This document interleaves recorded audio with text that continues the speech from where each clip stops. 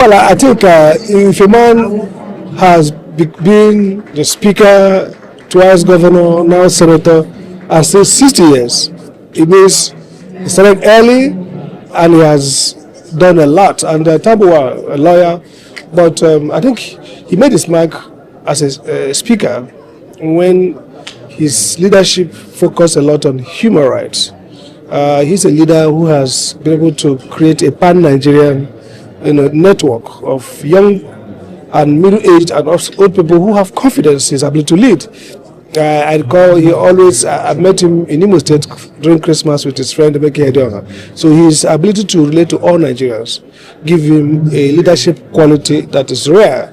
And he's also a pragmatic politician. He understands politics. But beyond that, he also has understanding about policy, what should be done to better life for people. So I would describe him as the reason why many people are coming, not just politicians, but also professionals. In the MBA, he is a life bencher, and he has been able to inspire confidence and retain the commitment and loyalty of senior lawyers who trust him because of his contribution to the profession. So all rounder, he has been a great politician, a great parliamentarian, and now maybe one day a president or vice president, who knows, but he has acquired significant experience, he has built network, he has proved to be capable of rising to the dynamics of a better Nigeria. People have some issues about him, some people have issues around maybe the way he's alleged to have disrupted PDP, went to APC, with Atiku Abubakar. He's not a perfect person.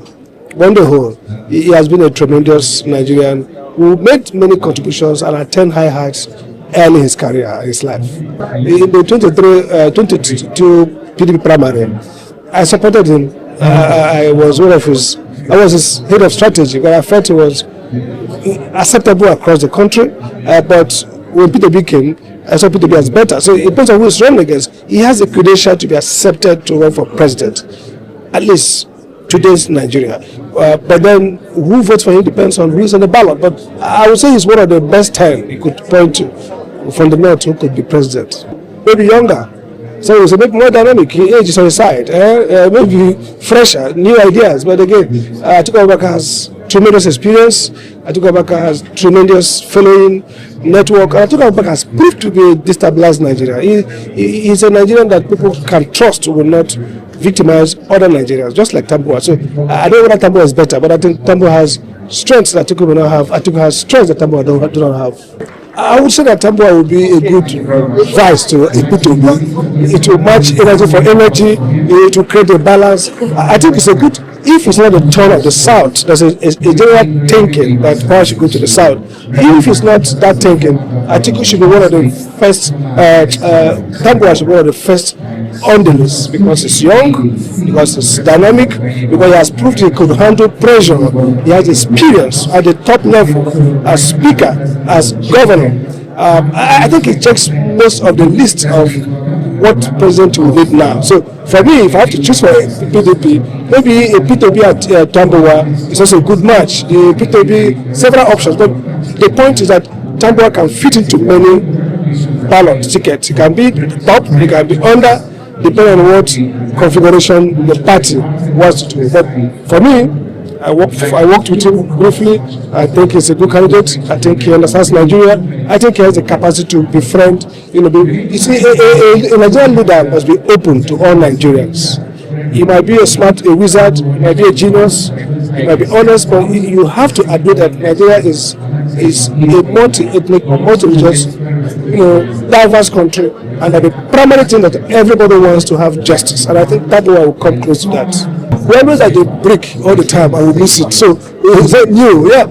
Look, the moment is right for a change. But the question is, can Nigerians be determined to push more and be wise to say, you know what, let's forget politics of bickering, ethnic, antagonism, and choose that person who can now inaugurate a new era. For me, it's P2P, maybe with a Tambuwal or someone else, but Nigeria is at the brink, but when it's at the brink, I will miss it because when we're at the brink, we don't give the last push.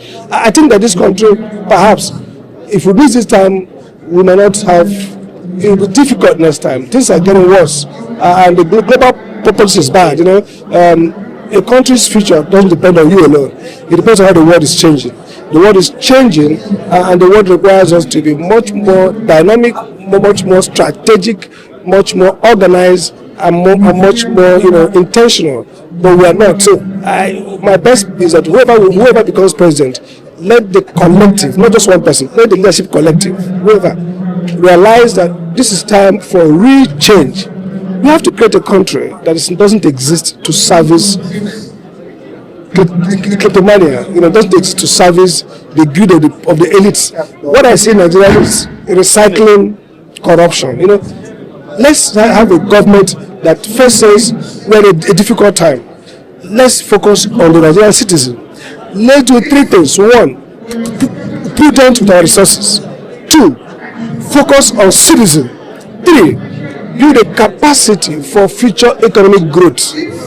What we're learning from America and from Trump is that you have to match two things. You have to match economic strength and military strength. And military strength depends on economic strength.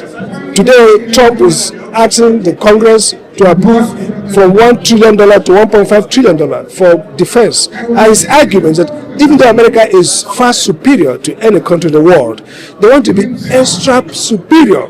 Because we're entering an age where their military strength may give you economic strength, but you need economic strength to be militarily strong. Nigeria is very poor. Nigeria is almost bankrupt. Nigeria is weak, and in fact, Nigeria can be kicked around. So all this stealing of the small resources we have is pitiable. We need to have leaders who understand that the challenge now is to create a Nigeria that is economically strong, and a Nigeria that is resilient, a Nigeria where the citizens themselves are proud and will protect Nigeria territorial integrity. Look at the way America just slammed us. I mean, they could slam us 100 times, but we don't have a country. We need to recover the country and build a country that's rich, where the citizens are happy and committed to protect the country.